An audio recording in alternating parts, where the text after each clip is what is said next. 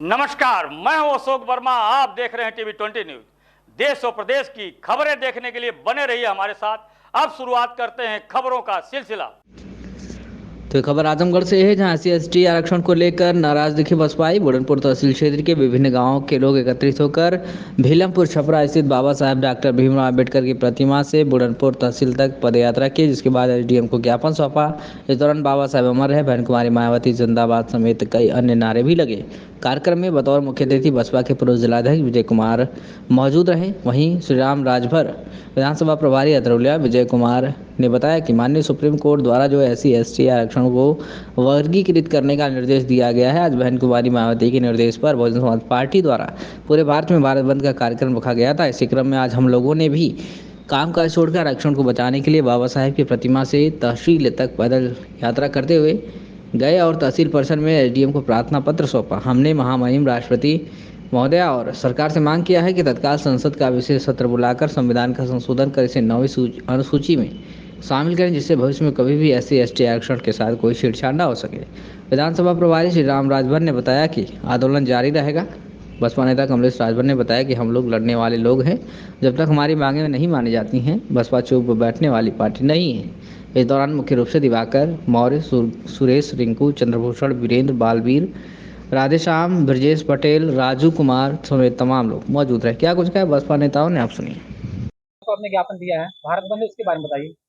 ये न्यायपालिका द्वारा, भारत की तानाशाही सरकार के द्वारा जिस तरह से अंग्रेजों ने फूट डालो राज करो की नीति के अंतर्गत मतलब भारत को तोड़ने का काम किया, उसी तरह से जो SC/ST OBC इनकी एकता को भंग करने के लिए हमारे आपकी हम बहुजन समाज के बीच में दरार पैदा करने के लिए वो कहीं ना कहीं से हम निजी क्षेत्रों में आरक्षण, निजी क्षेत्रों में वैकेंसी के माध्यम से हमारे आरक्षण को खत्म करने का काम कर रही है।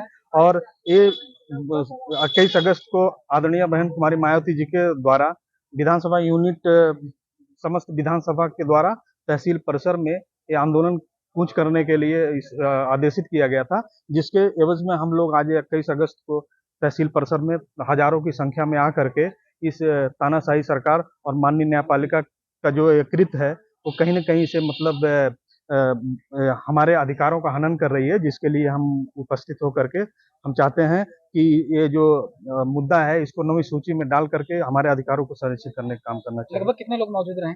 यहाँ लगभग 2000-2500 की संख्या में लोग उपस्थित। जैसे क्या लग रहा है आप लोग इतना ये जो कर रहे हैं, ज्ञापन दे रहे हैं, क्या लग रहा है सुप्रीम कोर्ट फैसला बदल देगा? ये हमारा अल्टीमेटम था।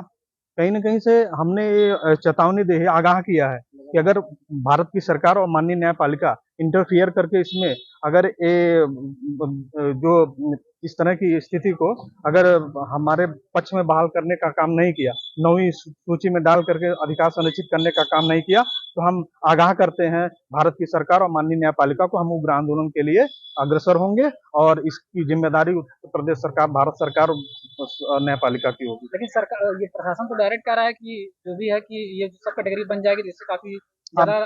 आप देख लीजिए, जब से भारतीय जनता पार्टी सरकार में आई है, मैं समझता हूँ कि बाबरी का प्रकरण जब आया था और भी मतलब इस तरह के प्रकरण आए, कोई भी किसी के पक्ष में नहीं गया है, वो मनवादी सरकार के पक्ष में गया है। इस बात का मैं खुलासा करना चाहता हूँ। कोई भी मामला जो भारतीय जनता पार्टी चाहिए वो कॉलेजियम सिस्टम के माध्यम से जज उसमें नियुक्त होते हैं। तो ऐसी स्थिति में हम न्याय की उम्मीद कैसे कर सकते हैं? आज न्यायपालिका कहीं ना कहीं से मृत्युतुल्य हो गई है। दिवाकर मौर्य, मोरनापुर नतनपट्टी। आज के कार्यक्रम के बारे में बताइए सर। आज का कार्यक्रम SC/ST का जो आरक्षण है उसमें जो वर्गीकरण किया जा रहा है, ये सरासर हम लोगों से बेईमानी करी जा रही है।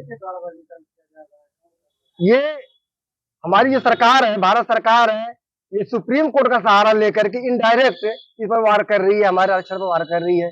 इसी के खिलाफ हम लोगों ने प्रदर्शन किया है, पूरा भारत बंद किया है और आप लोगों के बीच में क्या लग रहा है कि सरकार को मजबूर कर देंगे मांगे पूरी करने के लिए? सर, सरकार को हर हाल में घुटने पे ला देंगे, सरकार को मानना ही पड़ेगा जी। आप चाह रहे हैं कि कोर्ट अपना फैसला वापस ले ले? सर बिल्कुल, हम चाह रहे हैं कि जिस तरह से हमारा आरक्षण चल रहा था सेम वैसे ही मिलता रहे, कोई बंटवारा, कोई वर्गीकरण नहीं चाहिए।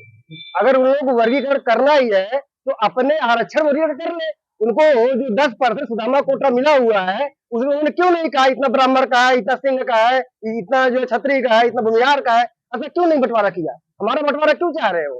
सरासर हमारे साथ बेईमानी करी जा रही है। वो अपने बंटवारा कर ले, पहले अपना तो बांट ले, अपने घर में समझ लेंगे, वो अपना घर समझे। हमको पता है सरकार तो किसानों के लिए बिल लाई कि किसानों का लाभ हुआ, किसानों को पता ही नहीं, फिर वापस लेना पड़ा। सरकार का तो यही करवाई, आप देख रहे हैं 10 सालों से, जब से सरकार आई है तब से आप देख रहे हैं लगातार सरकार बिल ला रही है और उसी बिल को वापस ले रही है। क्या है सरकार? तो हमारे बारे में हमको पता है कि हमारे लिए बढ़िया है, अगर बढ़िया होता तो हम लोग इसलिए प्रदर्शन नहीं करते करेगी।